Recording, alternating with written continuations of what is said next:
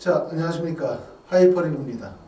이번 시간에는 고려대학교 학업부수형 면접에 대해서 설명을 좀 드리도록 하겠습니다.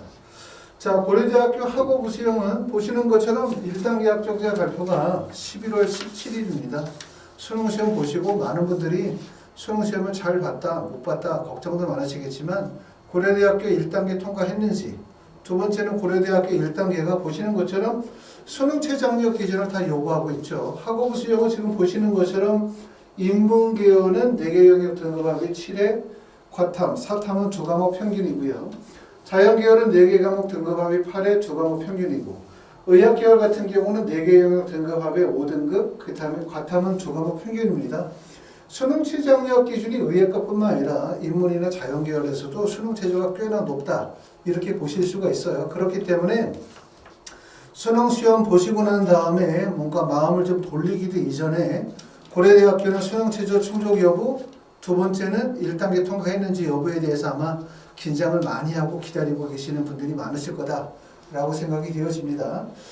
제가 아까도 말씀을 드렸었지만 특히 이제 우리가 고려대학교 면접에 참여할지 말지를 결정하시게 되어질 때, 고려대학교 수능 최저를 충족했느냐 안 했느냐를 판단하게 되어질 때 입시기관에서 발표한 가채점을 통한 등급의 추정치를 기초로 삼는 경우들이 많아요. 하지만 입시기관에서 발표한 가채점 결과를 통한 등급의 추정치가 오류가 상당히 많다는 점, 요즘은 꼭 알아두실 필요가 있기 때문에 설령 입시기관에서 예측하는 것보다 내 성적대가 수능 최저를 충족하지 못할 가능성이 있다 하더라도 1단계를 만약에 통과하셨다면 면접에 참여하시고, 그리고 나중에 수능 최저 통과 여부는 그 이후에 판단하셔도 늦지 않을 것 같습니다.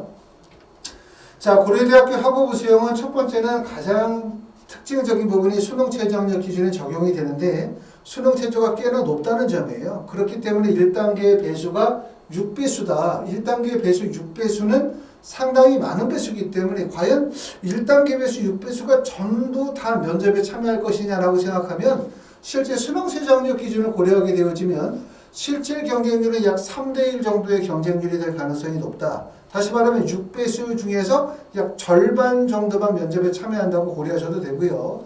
또 거기에서 추가 합격을 통해서 이동하는 학생들까지 생각하게 되어지면 1단계 통과하고 수능 최저를 충족했다라고 한다면 면접의 난이도와 관계없이 그만큼 합격할 가능성이 많아졌다. 이렇게 이해하시는 게 좋을 것 같습니다. 자, 1단계 배수 6배수고 서류평가 100%이면 면접은 30%를 반영하고요. 면접은 인문계열은 11월 26일, 자연계열은 11월 27일 날 보고 있습니다.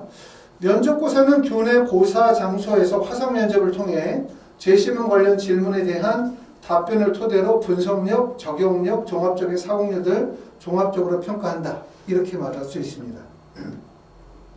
자, 지원 현황을 한번 보시겠습니다. 자, 인문계열은 전체 경쟁률은 조금 전에 말씀을 드렸었던 것처럼 915명 모집에 15.64대 1 정도, 15.64가 아니라 915명 모집에 15,641명이 지원해서 전체 경쟁률은 17.09 정도의 경쟁률이에요. 하지만 1단계 배수 6배수라는 점을 생각해보면 결국 1단계 경쟁률이 대략적으로 한 3대1 정도의 경쟁률이라고 보실 수가 있는데, 인문계열에서는 경쟁률이 비교적 낮은 과를 봤더니 국어국문학과 또는 영어영문학과 같은 경우는 경쟁률이 10.83, 11대1 정도의 경쟁률이기 때문에 채 2대1이 되지 않는 경쟁률이고, 경쟁률이 비교적 높은 학과 같은 경우로 보시는 것처럼 심리학과가 19.25 정도의 경쟁률을 보여주고 있습니다. 자, 자연계열에서 경쟁률이 가장 높은 학과는 바이오 의공학과가 32.31대1의 경쟁률이 높고, 컴퓨터학과가 29.86 정도의 경쟁률, 반도체는 10.50이니까 경쟁률이 비교적 높지 않고요. 그 다음에 보시는 것처럼 화공신소재가 20.45 정도의 경쟁률을 보여주고 있습니다. 아까도 말씀을 드렸었지만 우리가 고려대학교 학업부수형 참 까다롭죠. 여러 가지가 어렵고 지금 보시는 것처럼 면접 같은 경우도 난이도가 상당히 높다는 점을 아실 수가 있어요. 그렇기 때문에 아마 고려대학교 학업부수형의 원서를 쓰신 분들, 1단계 통과하신 분들 걱정이 되게 많을 거예요. 1단계를 통과하거나 또는 수능 최저를 충족하는 것은 다행이라고 생각할 수 있지만 면접 자체가 통합적 사고력이나 학업적 역량을 요구하는 면접이다 보니까 짧은 기간 동안의 면접을 충분히 숙지하기가 상당히 어렵죠.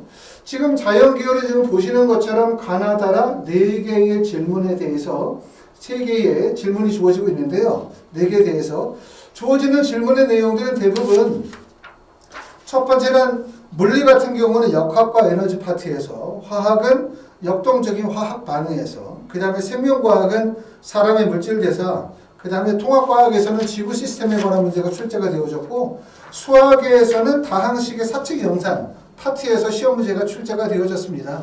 처음 접하시는 분들 입장에서 볼 때는 면접이 상당히 어렵다라고 말할 수밖에 당연히 없어요. 그런데 꼭 아실 점은 뭐냐면 첫 번째 1단계 배수가 6배수다. 그러니까 6배수는 면접의 중요성이 되게 크다는 거죠. 만약에 3배수다 그럼 3명 중에 1명 뽑힌다는 얘기고, 6배수다 그럼 6명 중에 1명이 뽑힌다는 얘기이기 때문에 배수가 클수록 그만큼 면접의 중요성이 크다.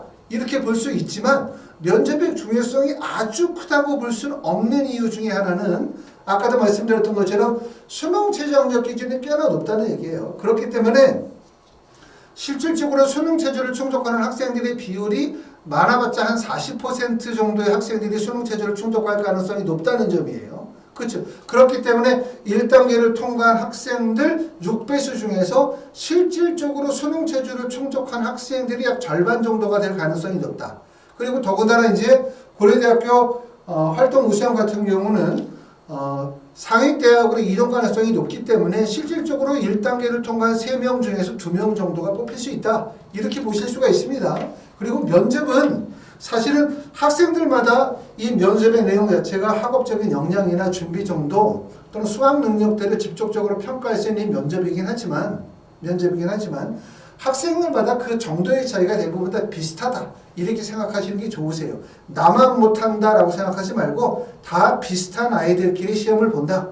그리고 1단계를 통과했다. 수능 체제를 충족했다는 얘기는 내가 주어진 면접에서 충실하게 열심히 답변하고 노력한다면 충분히 극복이 가능하다라고 생각하시고 자신감을 좀 가졌으면 좋겠다라는 생각이 듭니다.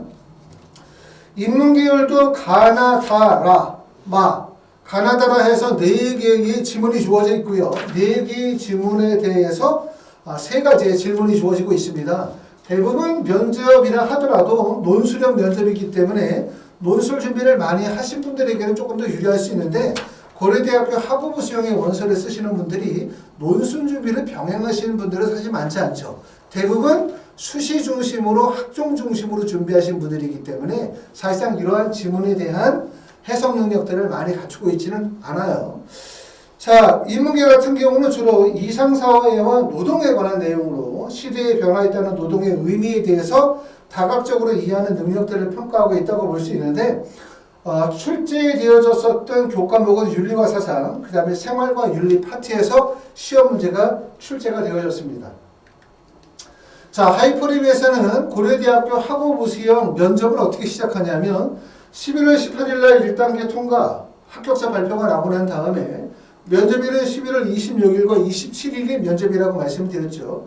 학원에서는 11월 22일부터 시작해서 22, 23, 24, 25 4시간씩 3일 총 16시간 수업이 잡혀 있습니다.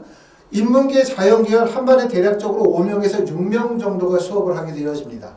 한 반에 5명에서 6명, 보통 4시간씩 4일간 총 16시간 수업을 하게 되어질 거고, 이 수업을 통해서는 고려대 재시문 면접 특징과 분석과 해석 접근법, 그 다음에 분석법 실전 적용 연습과 실전 모의 연습, 그 다음에 각 제시문의 일관성 있는 해석을 통한 접근법과 분석 방법에 대해서 숙지하도록 할 거예요. 결국은 뭐냐면 짧은 기간 동안에 면접의 근본적인 능력을 향상시킨다라는 것보다 이와 같은 문제들을 어떻게 해석하고 어떻게 접근하고 어떻게 구술할 것이냐, 이를 통해서 면접에 대한 기본적인 스킬과 그 다음에 자신감을 고취하는 데 포인트가 있다 라고 생각하시면 되고요. 아무래도 이런 면접들은 짧은 기간에 이루어지기 때문에 한 반에 인원이 많으면, 예를 들어서 10명, 15명, 20명 진행하게 되어지면 이건 면접이 아니죠. 거의 논술 수업과 동일하기 때문에 하이퍼리뷰에서는 소수 인원으로 수업을 진행하도록 합니다.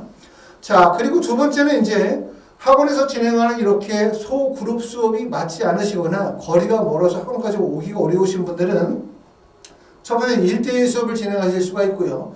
학원에 직접 오셔서 선생님하고 1대1 수업을 진행하거나 아니면 화상으로 1대1 수업을 진행하실 수가 있습니다. 자, 그렇기 때문에 학원에서의 수업은 그룹 수업과 1대1 수업, 그 다음에 방문 수업과 화상 수업을 통해 가지고 고려대학교 학업부 시험 면접을 준비하실 수가 있습니다. 수능 준비하시느라고 또 수능 보시느라고 고생 많이 하셨을 것 같아요. 근데 수능 보자마자 17일, 18일, 19일서부터 아마 연쇄적으로 1단계 합격자 발표가 이루어지는 경우이기 때문에 아마 수능 보시고 난 다음에 아마 경황이 없으실 것 같습니다. 고려대학교는 지금 우리가 수능 최저가 요구하는 고려대학교에서 요구하는 수능 최저 학력 기준이 조금 전에 보셨던 것처럼 인문계열 같은 경우는 4개 영역 등급합이 7이거든요.